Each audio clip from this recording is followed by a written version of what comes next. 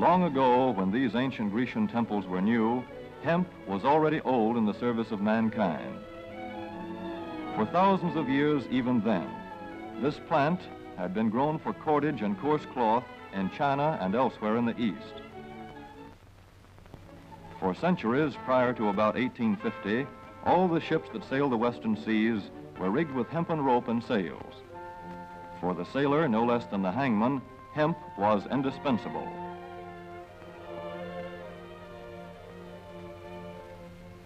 A 44-gun frigate, like our cherished old Ironsides, took over 60 tons of hemp for rigging.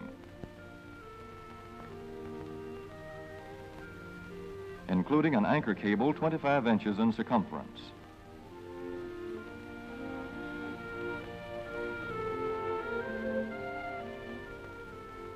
The Conestoga wagons and prairie schooners of pioneer days were covered with hempen canvas. Indeed, the very word canvas comes from the Arabic word for hemp. In those days, hemp was an important crop in Kentucky and Missouri. Then came cheaper imported fibers for cordage, like jute, sisal, and manila hemp, and the culture of hemp in America declined. But now, with Philippine and East Indian sources of hemp in the hands of the Japanese, and shipment of jute from India curtailed, American hemp must meet the needs of our Army and Navy as well as of our industries. In 1942, patriotic farmers at the government's request planted 36,000 acres of seed hemp, an increase of several thousand%. The goal for 1943 is 50,000 acres of seed hemp. In Kentucky, much of the seed hemp acreage is on river bottom land such as this, along the Kentucky River Gorge. Some of these fields are inaccessible except by boat. Thus, plans are afoot for a great expansion of the hemp industry as a part of the war program. This film is designed to tell farmers how to handle this ancient crop, now little known outside Kentucky and Wisconsin. This is hemp seed. Be careful how you use it. For to grow hemp legally, you must have a federal registration and tax stamp. This is provided for in your contract. Ask your AAA committeeman or your county agent about it. Don't forget, hemp demands a rich, well-drained soil such as is found here in the bluegrass region of Kentucky or in central Wisconsin.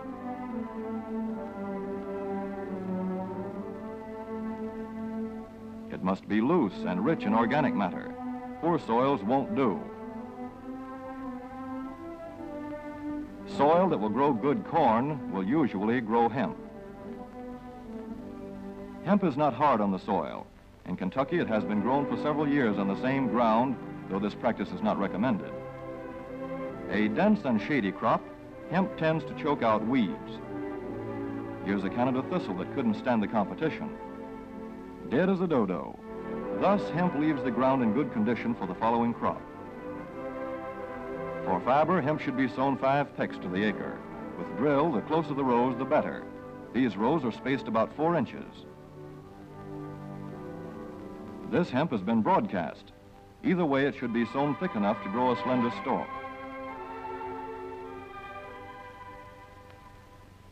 Here's an ideal stand.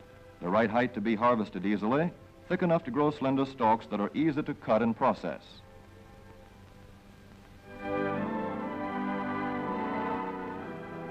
Stalks like these here on the left, they yield the most fiber and the best. Those on the right are too coarse and woody. For seed, hemp is planted in hills like corn, sometimes by hand. Hemp is a dioecious plant. The female flower is inconspicuous, but the male flower is easily spotted. In seed production, after the pollen has been shed, these male plants are cut out. These are the seeds on a female plant. Hemp for fiber is ready to harvest when the pollen is shedding and the leaves are falling. In Kentucky, hemp harvest comes in August. Here, the old standby has been the self-rake reaper, which has been used for a generation or more.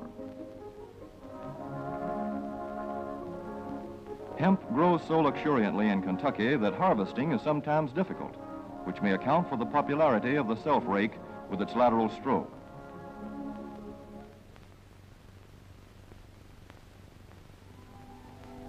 A modified rice binder has been used to some extent. This machine works well in average hemp.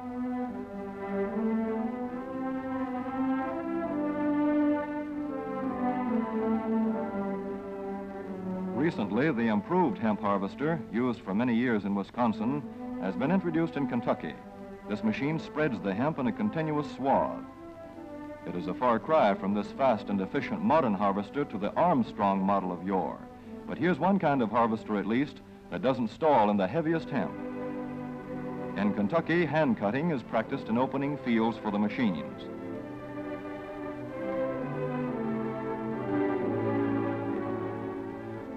In Kentucky, hemp is shucked as soon as safe after cutting, to be spread out for retting later in the fall.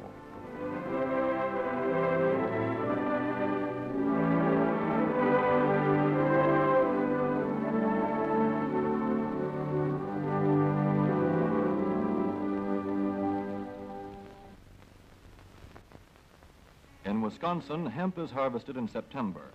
Here, the hemp harvester with automatic spreader is standard equipment.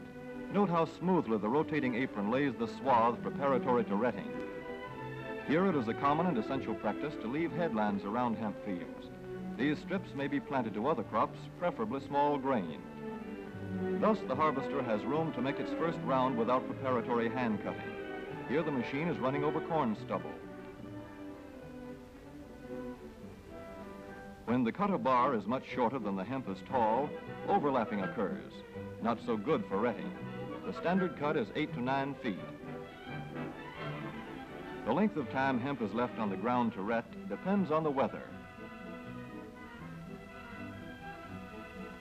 The swaths must be turned to get a uniform ret.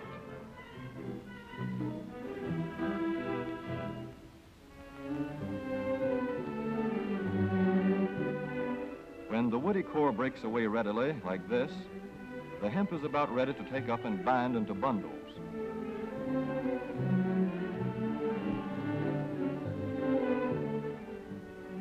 Well-retted hemp is light to dark gray. The fiber tends to pull away from the stalk.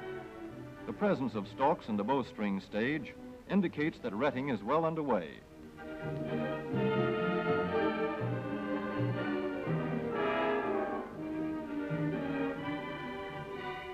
When hemp is short or tangled, or when the ground is too wet for machines, it is bound by hand.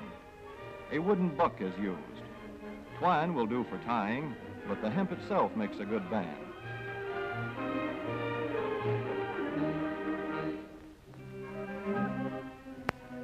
When conditions are favorable, the pickup binder is commonly used. The swath should lie smooth and even with stalks parallel. The picker won't work well in tangled hemp.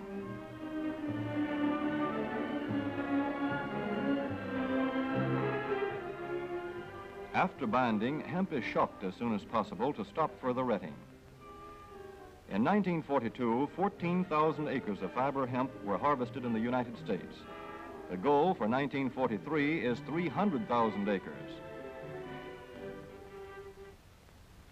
Thus, hemp, Cannabis sativa, the old standby cordage fiber, is staging a strong comeback. This is Kentucky hemp going into the dryer of a mill at Versailles.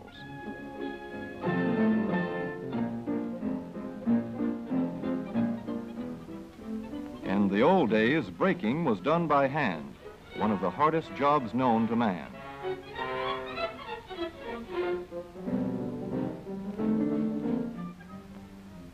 Now the power breaker makes quick work of it.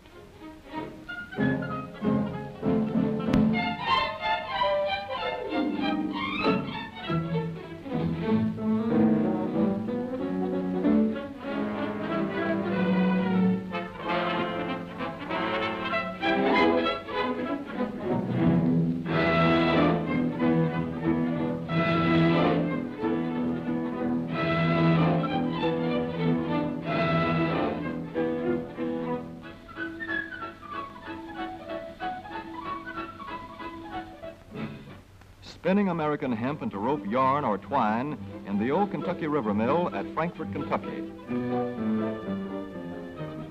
Another pioneer plant that has been making cordage for more than a century.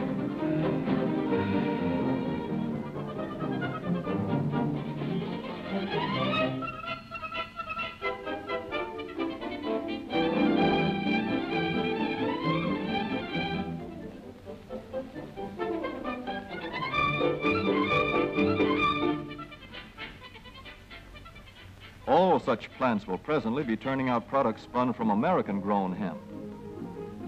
Twine of various kinds for tying, winding armatures, and upholsterers' work. Rope for marine rigging and towing, for hay forks, derricks, and heavy-duty tackle. Light-duty fire hose. Thread for shoes for millions of American soldiers. And parachute webbing for our paratroopers.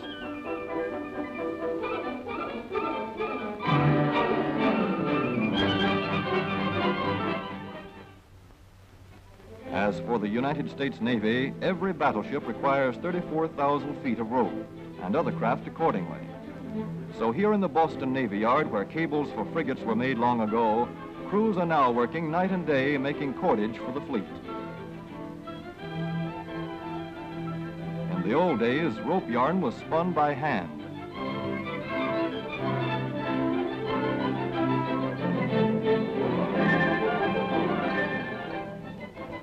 Today, even the rope walk is mechanized. 160 fathoms to go.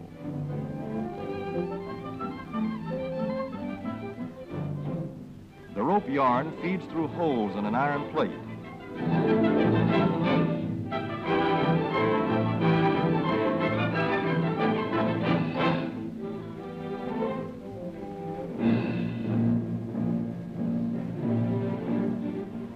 This is Manila hemp from the Navy's rapidly dwindling reserve. When that is gone, American hemp will go on duty again.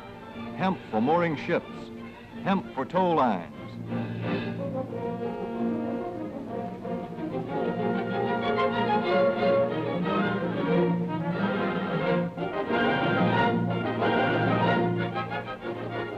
Hemp for tackle and gear. Hemp for countless naval uses, both on ship and shore. Just as in the days when old Ironside sailed the seas victorious, with her hempen shrouds and hempen sails.